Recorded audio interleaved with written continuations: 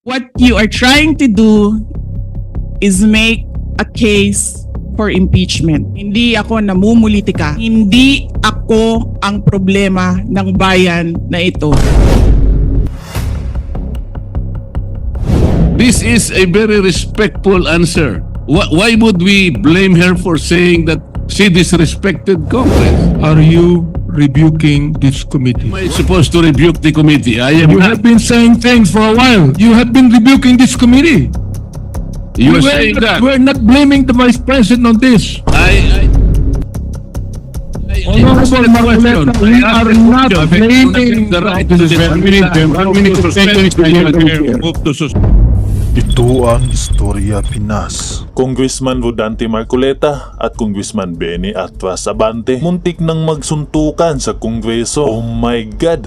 Grabe to. Tila napansin ni Rodante Marcoleta na meron talagang hindi magandang intensyon ang Kongreso sa ikalawang Pangulo na si Vice President Sara Duterte. Pilit nilang iniipit at inaatake para matanggalan ng budget ang Office of the Vice President. Noong nakaraang hearing ay may issue pa nga na meron daw manong script, PowerPoint presentation at audiovisual presentation na nakahanda bago pa man dumating si Vice President Sara Duterte sa the House of Representatives. Kaya dahil dito ay hindi napigilan ni Rodante Marcoleta na barahin ang mga manifestation ni Jinky Luistro. Naimbyar na naman itong si Congressman Abante na ni-revoke daw di umano ni Rodante Marcoleta ang committee ng House of Representatives. Kaya imbis na pagtuunan pansin ang OBP budget hearing ay napunta pa sa hindi pagkaintindihan at muntik ng magsuntukan. Talo high blood dito mga kaistorya. Kaya ikaw kaistorya, tama lang ba ang pinapakita ni Vice President Sara Duterte sa committee hearing ng OBP budget sa Kongreso? At nagbigay naman ng pahayag si Vice President Sara Duterte na never again makipag-team up muli sa Marcoses. Kaya ayon pa ng mga dismayadong madlang netizen, pikon si Paduano kasi napapahiya sila sa stick to the plan nila. Congressman Paduano was the national commander of an armed communist revolutionary group. Nakakaawa si Congressman Marcoleta kung paano nila pagtulungan. Grabe nakakasuka ang mga ganyan. Yes, the Honorable Marcoleta.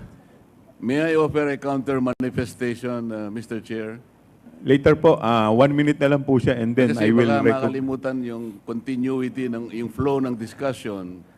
I'd like to ask only, Mr. Chair, by way of manifestation, is there anybody who is questioning the power of the purse of Congress? Is there anybody who is questioning the legislative function and oversight function of Congress? Is there?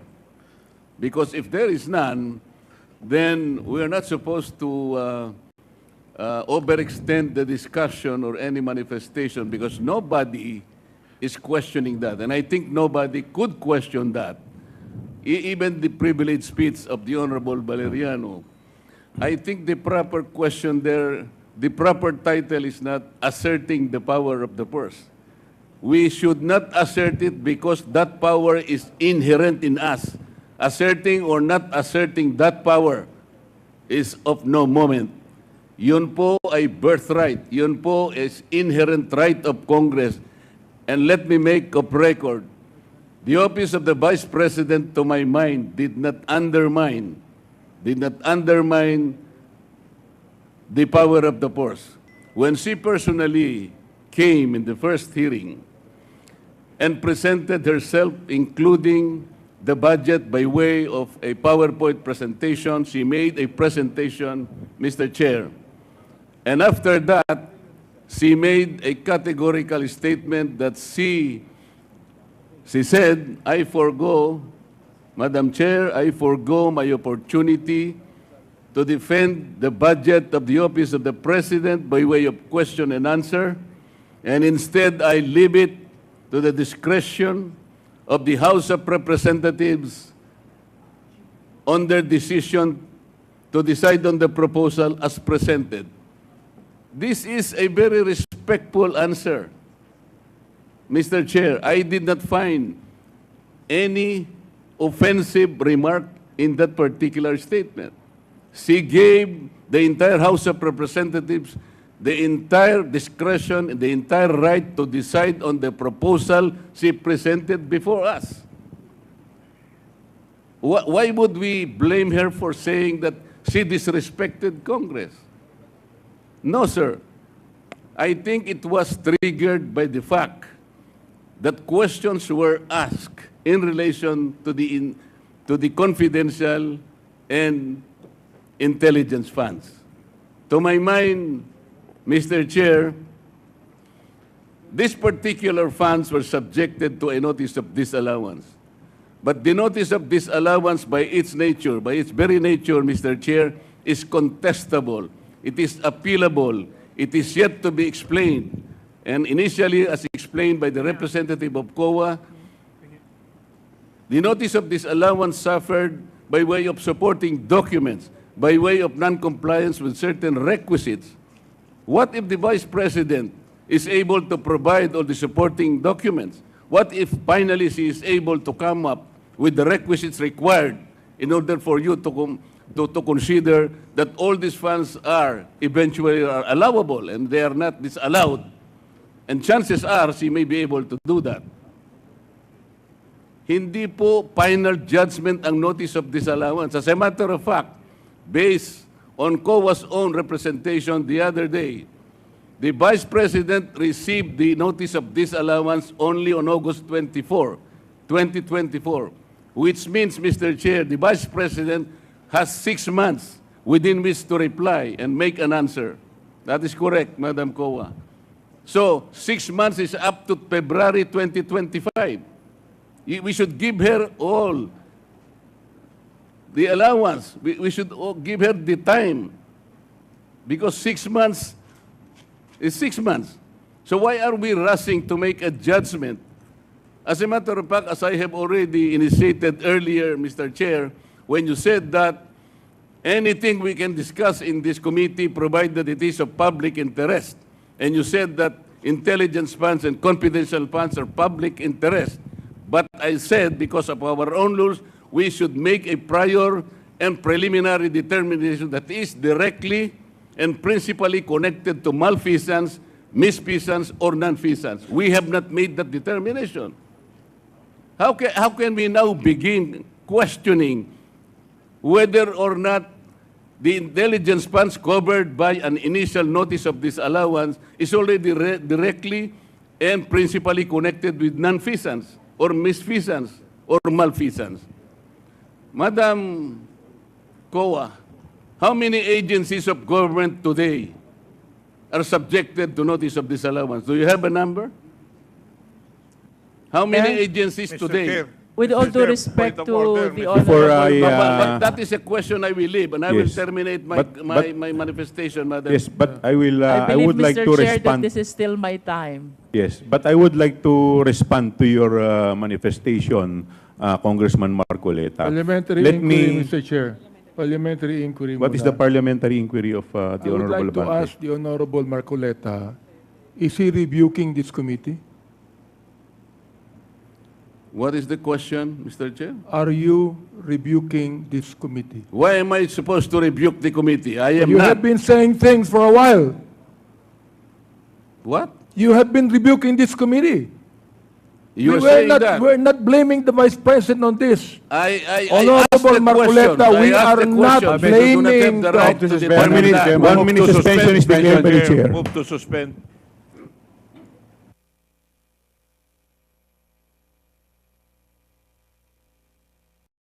Anong gagawin nila para sa impeachment? Efforts will prosper po.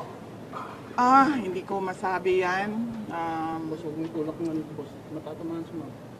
Hindi ko masabi yan na kung mag-prosper or hindi. Pag nandyan na, sasagutin natin, then iwan na natin sa Congress. Pero hindi po ba kayo sa mga binanggit sa privilege speech, yung gagawin nilang basihan for the, sabi ninyo ay impeachment possible, ano po yung magiging tugon po ninyo doon sa mga nabanggit? Antayin natin yung articles of impeachment.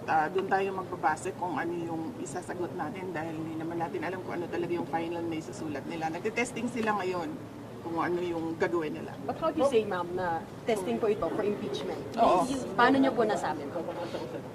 Kasi nagsabi na siya kanina, 'di ba? Determination of malfeasance, non-feasance, misfeasance. So ibig sabihin, merong ginawang mali. And you say, and that for you. Bakit pumarap kayo sa mga congressman kahit alam nyo na kayo mismo yung iimbestigahan dito sa pagdinig? Opo, nakatanggap ako ng invitation mula sa kanila para sa pagdinig ngayong umaga na ito. At marami sa mga opisyal ng Office of the Vice President nakatanggap din ng invitation. And lahat sila, ako yung pinadala nila na authorized representative nila. Kaya nandito ako. Bakit hindi kayo nagdalawang isip na hindi lumalaw? Kasi no second budget committee hearing before it. Para matapos na kaagad, para masabi ko na kung ano yung posisyon ko at ma-lodge na kaagad dyan na nag-attend ang Office of the Vice President. Ma'am, sakaling ipatawag ulit kayo. 700 million na budget for 2025 na pinopose ng House. Oh, yes sir. Kung ano man yung budget na lalabas sa GAA, yun yung gagamitin ng Office of the Vice President. Dadalo po kayo sa September 23 plenary debates ng budget niyo po ng House. Hindi pa namin nagpag-usapan sa opisina kung ano yung gagawin para sa plenary debates, but we will let you know kung nandoon kami. Mag-coordinate po ba kayo kay Kong Aguio? The budget sponsor. Sumulat siya sa aming opisina at sinagot ko siya, sabi ko nagsubmit na kami lahat ng documents na kinakailangan nila at iniiwan na namin to the pleasure of Congressman Martin Romualdez ang budget. Ma'am, nung opening po nung plenary debate, sinabi po ni Martin Romualdez, ni Speaker po, na hindi daw ito tolerate ng House ang hypocrisy and Huwag daw magturo ng kamay. wag daw magturo ng kamay, ng mga daliri, kamay. Misuse of funds. O yan yung ginagawa nila ngayon eh, di ba? Nagtuturo sila ng daliri nila, ilang daliri yung nandyan sa loob ngayon na ginawa ko daw. Ma'am, kung hindi kayo patatakbo ng 2028, tatakbo kayo ng 2025. Sandali sir, ang layo ng 2034. 25. Hindi ako tatakbo sa 2025 elections. Magpapahinga ako for midterm elections. Ma'am, ang nasabi pala ni Speaker is yung hindi daw rin ito tolerate ang hypocrisy and evasion. Ano pong reaction nyo doon? Pero wala naman po siyang pinangalanan. Malamang ako yon dahil tinatanong ninyo ako ngayon about sa kanyang speech at sinasabi ko kung ano yung ginagawa nila ngayon dyan sa loob, yan yung inilarawan niya sa kanyang speech. Ma'am, you requested the committee to terminate this minsan hearing. lang. Oo nga, oo. Ma'am, you requested. Thank you, Wala ma'am. na tayo, lunch break na. Thank you, ma'am, for accommodating us. Ma'am, you requested the committee to terminate na po itong hearing. Why? Oo, kasi yun yung posisyon ko. Nagpa-practice sila kung ano yung kakagat sa impeachment. Kahit anong gawin nila, wala talaga kaming ginawang mali sa Office of the Vice President.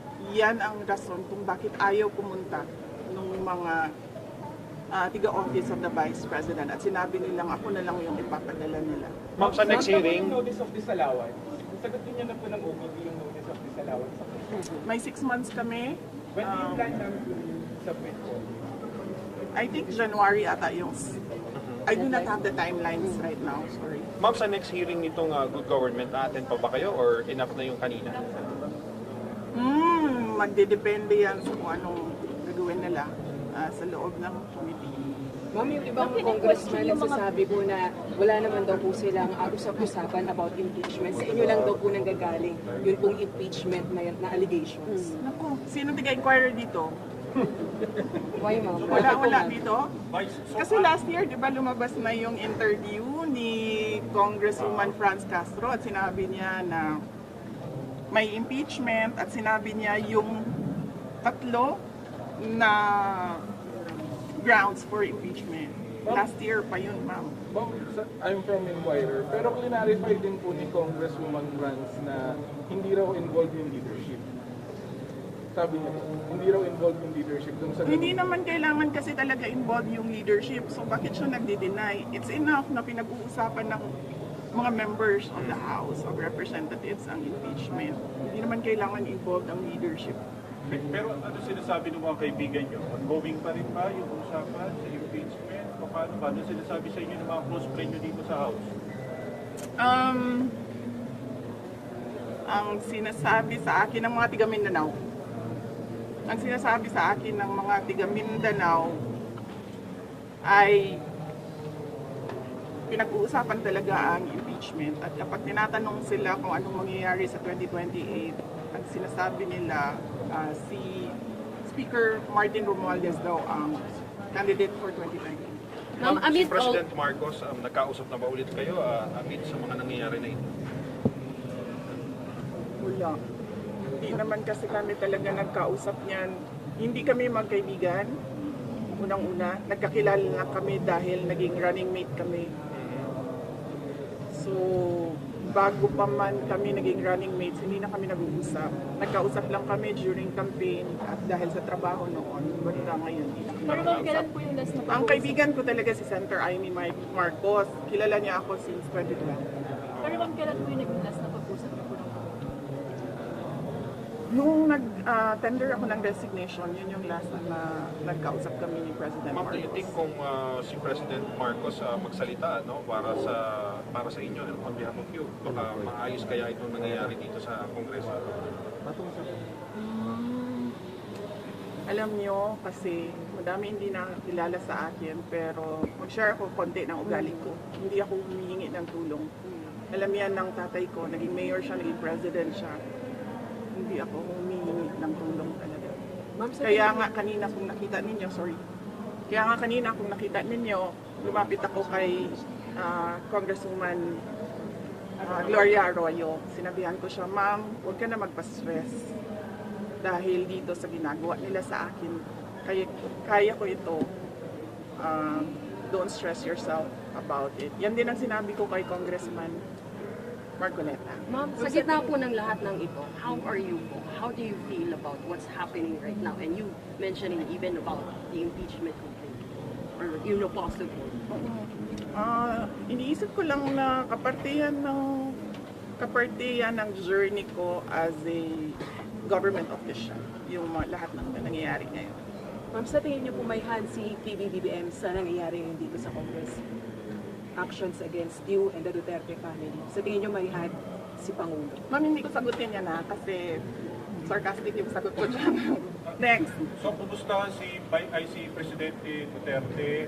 Kumusta yung mga advice niya sa inyo sa nangyayari ngayon na Bibi? Okay naman ata siya.